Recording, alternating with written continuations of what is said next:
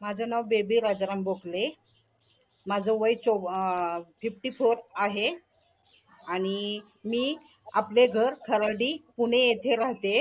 कार्यासोबत एक कथा होती. त्याच्यामध्ये कथेमधून एक एक वाक्य आम्ही वाचून रेकॉर्ड केले आणि त्याच्यामध्ये जसं ते रेकॉर्ड केलं. आणि दुसरं काम म्हणजे रेकॉर्ड करून ते छायाचित्र होतं ना, ते पण पाहून ते पण मराठीमध्ये टायपिंग केले. ही 2 कामं केली त्याच्यामध्ये.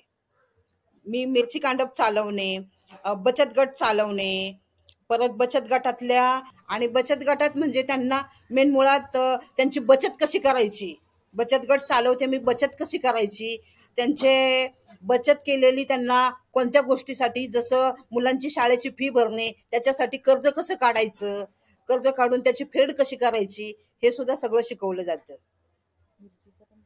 आणि मी मिरची कांडप मी माझ्या स्वतःसाठी करते. तो माझा उद्योग आहे. मिरची कुटण्याचं काम करते मी. डंका. पहिल्यांदा म्हणजे कार्य कंपनी आमच्या बचत गटातच काम घेऊन आली. मग तो आम्ही केला, प्रोजेक्ट केला. मराठी रेकॉर्डिंग कसं करायचं, आपला आवाज कसा रेकॉर्ड करायचा, त्याच्यामध्ये एक कथा होती.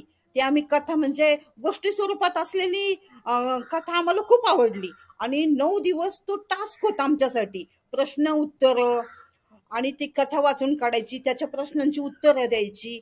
आणि ते आम्ही 9 दिवस तो प्रोजेक्ट केला आणि त्याचा 9व्या दिवशी आम्हाला मोबदला पण भेटला त्याचा.